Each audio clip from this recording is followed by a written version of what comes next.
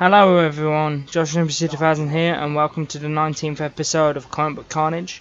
Today I'm going to be talking about the comic book Batman Black Mirror. I have recently picked up and read this one. It was, there's a funny story behind this actually. I was watching Real Comic Book Gamer, and he actually said that his favourite Batman comic is Batman Black Mirror. And I was in Birmingham with some friends, and I decided to pop into Nostalgic Comic. And the thing is, I had no extra, I had nothing new coming out. So I was looking in the older comics, and I had about 20 quid on me. So I'm thinking yeah, let's pick up. I'm feeling it. Let's pick up an old Batman comic. You know, I want to get more into some of the older stuff. You know, and I was reading, and I was looking along, and I'm thinking, do I get Hush? No. I'm a bit burnt out on Red Hood at the moment. Yeah, I know it's hard to believe, me burnt out on Red Hood, how is that possible? But I've been doing a lot of Red Hood stuff lately for both my channel and writing and reading, and it's I'm a bit burnt out. I want something a little different, and I picked up Batman Black Mirror because I saw it there on the shelf, and I picked it up, I looked at the cover art. The cover art, I've actually used it in the thumbnail, and my boss Ryan says never use a picture for a thumbnail without doing some kind of editing to it to make it look more impressive. But honestly, just the image for Black Mirror alone, just the image for Black Mirror on its own just looks so cool to me that you can just stick that the writing on the thumbnail and then just call it a day. And you know, I normally don't do that. I normally do try and spend a bit more time on the thumbnails now, because I'm trying to get my head around Photoshop some more after being shown some stuff by my boss at work. But the cover art was really impressive, and so was the stuff on the back. And I found out it was actually a Nightwing story. It was Dick Grayson as Batman, which I actually found really interesting, because I'm not normally I haven't read much from that kind of part of Batman towards the end of Pre-52, and it's my first exposure to Dick Grayson as Batman, and I'm not gonna lie, I actually preferred it over some of the stuff I've read of Bruce. Because, I mean, Bruce sometimes can come across as a bit of an asshole to me, whereas Grayson's a bit more likable. And I think that's just Nightwing in general, though. He's a really likable guy. And also, I haven't read that much of old Batman, so maybe I'm just not exposed enough to some of the stories. But that'll come with time as I read more through. But anyway, I was reading Batman Black Mirror, and can I just say, the art style just gives this really creepy feel. I mean, this is the first time I've read a Batman book and actually this is the first time I've ever read a Batman book and been genuinely frightened by Batman. It's the only time Batman has ever genuinely had a frightening air to him. I mean, even in Under the Hood, I felt Jason had some moments where he was scarier than Batman, and I'm just thinking, Batman doesn't intimidate here. But I think that was part of the purpose for that, but you know what I mean. Black Mirror, Richard actually came across as pretty intimidating.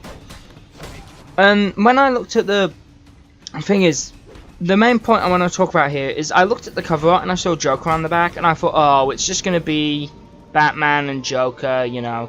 Same old, same old. Let's see what Real Comic Book Gamer actually likes about this so much. I pick it up.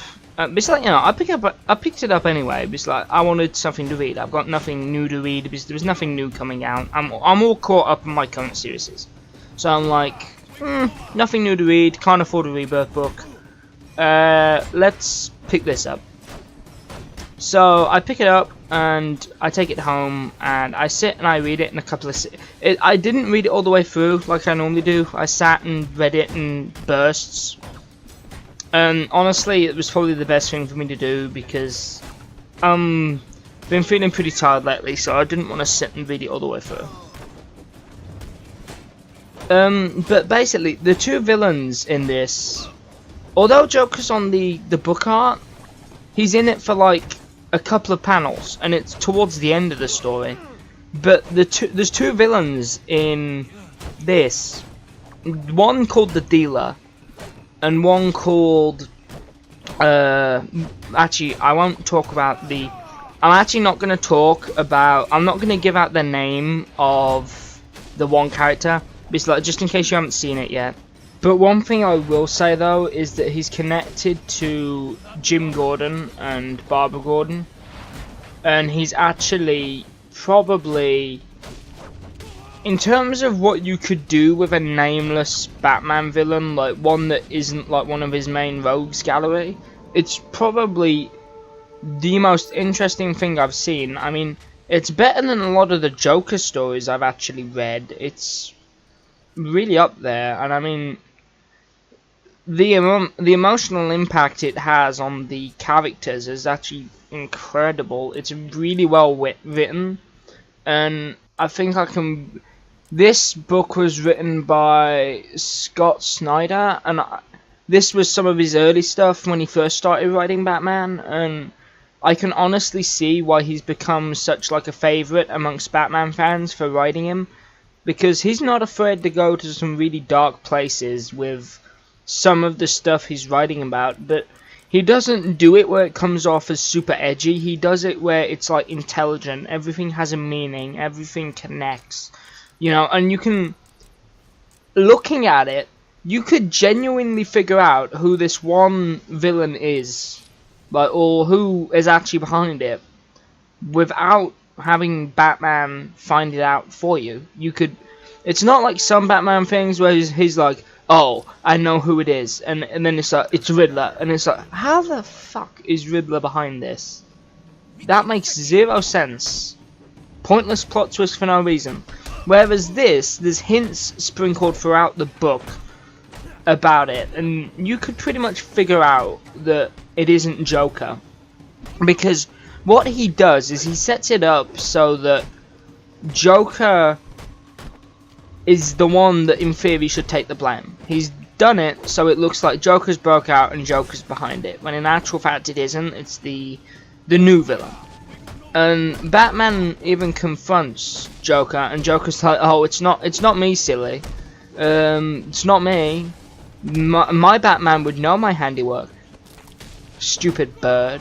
Like, you know, and I kind of like that, how he kind of mocks Grayson for taking up the Batman mantle. He's like, oh, you're no bat. You are more feathers. Like, you know, and he comes out with all these Robin-based puns. But it's actually incredibly well set up.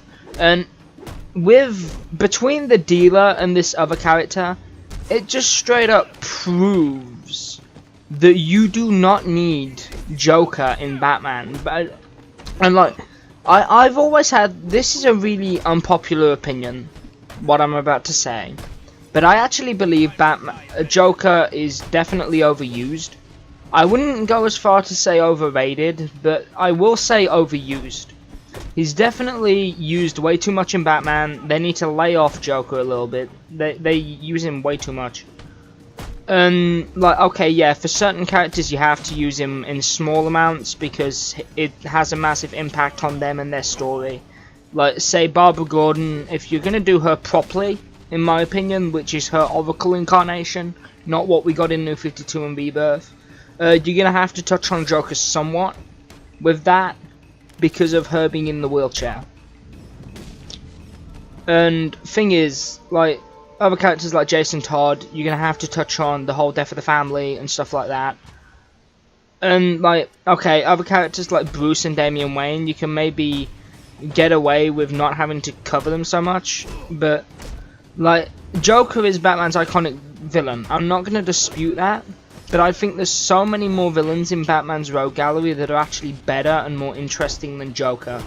Case in point, Hush himself, Thomas Elliot. And you've got characters like Riddler, Scarecrow, Dent that get really underused. And then like Scott Snyder just brings in these two completely new characters, and it's way more interesting than what I expected it to be. And also, they're really well written. They all are really clearly motivated. They all have really sinister but clear motives. It's like you can understand them as characters, you know what they are, and it's like you get it. The dealer is an auctioneer. He goes around the world making money, selling old tat that's related to people's rogues galleries. That, you know, that's his deal. He goes around, he runs auctions, secret auctions that are incredibly secure and like have loads of countermeasures. And you know, you get the fact that this guy's paranoid, that he doesn't want this activity being noticed, and he holds the belief that evil is the purest form of humanity. And then but that is also mirrored by the fact that you have the other character believing that sociopaths or people who suffer from sociopathy are not damaged, but merely an evolution of humans to evolve past the weakness of empathy. And he sees empathy as a weakness.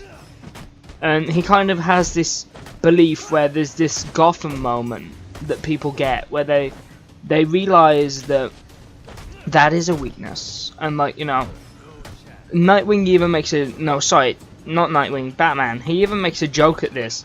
He's about to experience a Gotham moment of his own. And also, it's just the art and the writing and everything just blends together so well to make this really satisfying story. I mean, it's probably my favourite Batman story I've read in a while. I mean, I know everyone's raving about Batman Rebirth, but I'm not gonna lie, I definitely had more fun reading Black Mirror and just some of the questions Black Mirror raised, and I really wanted to talk about it for this video because it proves the point to me really that Joker's overused and he kind of needs to give other villains the spotlight.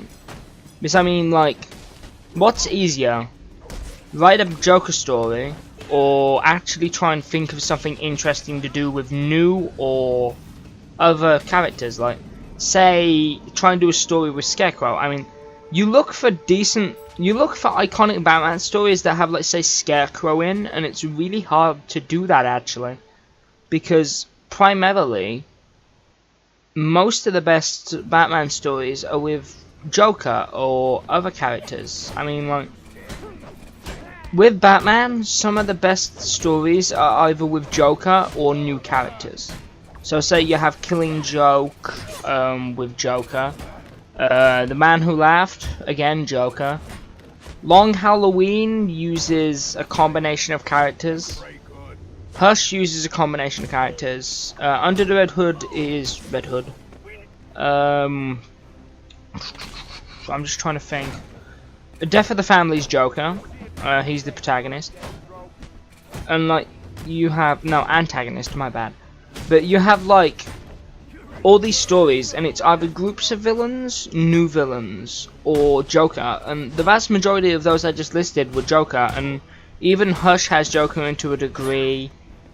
War and Jokes of Riddles as well. One of the better stories in Rebirth is Joker and Riddler basically having a full-on turf war.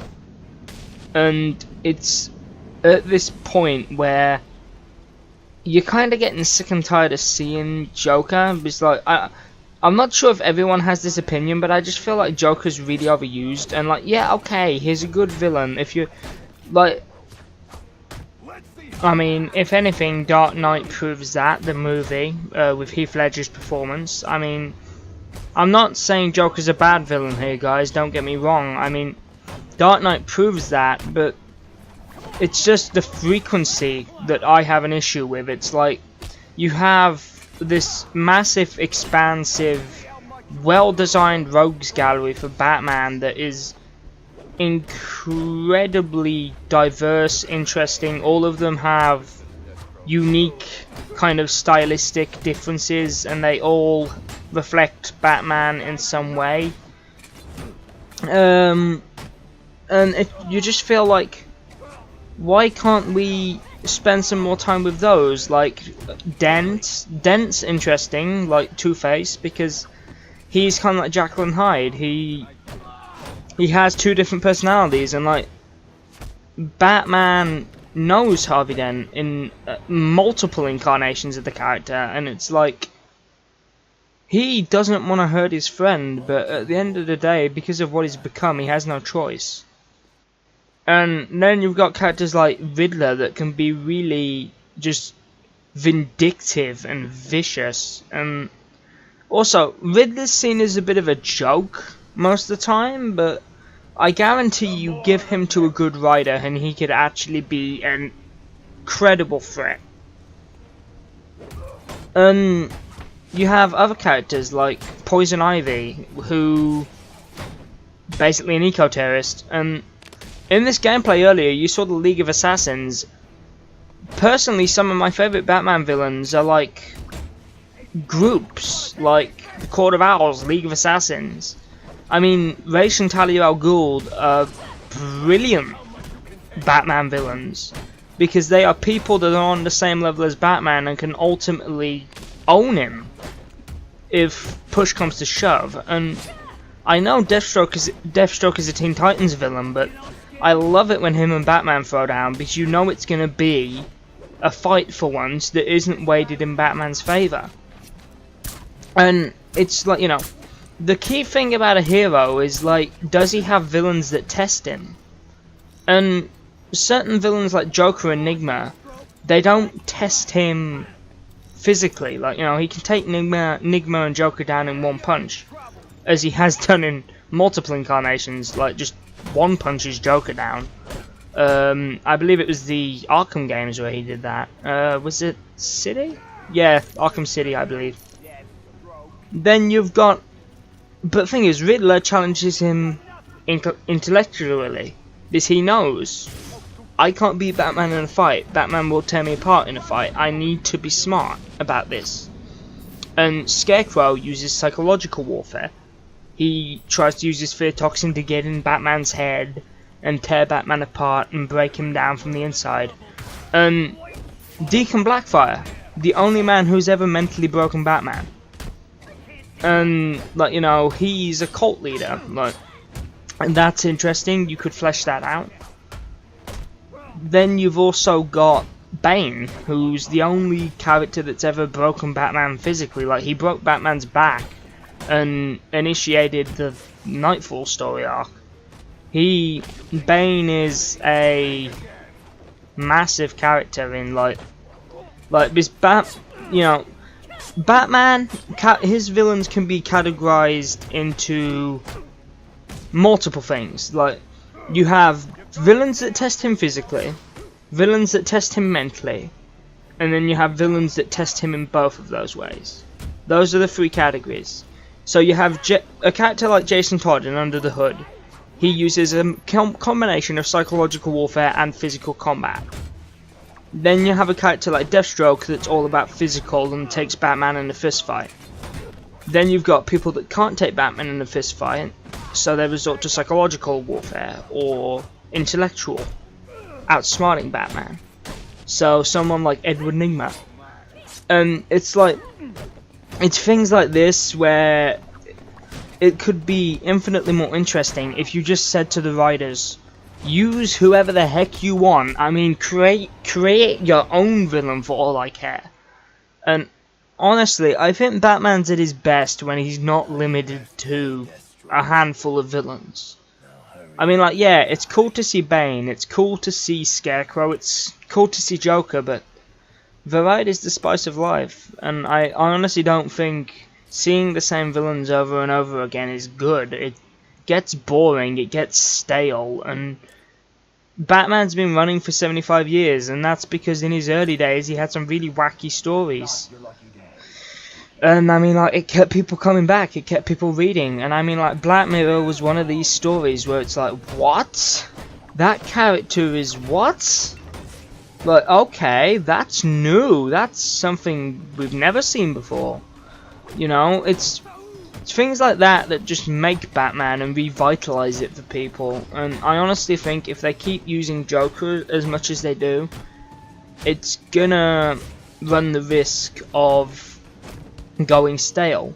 I mean, like, I'm not saying don't use Joker at all, because like, you know, we wouldn't have stories like The Dark Knight or Killing Joke or The Man Who Laughed, which was what Heath Ledger's performance was primarily based off of, I believe. The Man Who Laughed, from what I've read anyway. I haven't actually read Man Who Laughed yet, it's just articles I've read online, so I'm going to be looking into that. But anyway guys, that'll do it for this video. It's gone on long enough. If you guys want to leave any suggestions for comic books you want me to cover down in the comment section, or any questions, I'd love to have a chat with you guys, and I might even make a video out of some of your questions as I have done in the past. So as always, hope you guys enjoyed the content. Thank you for liking and supporting the channel, and I will see you in the next video. Goodbye.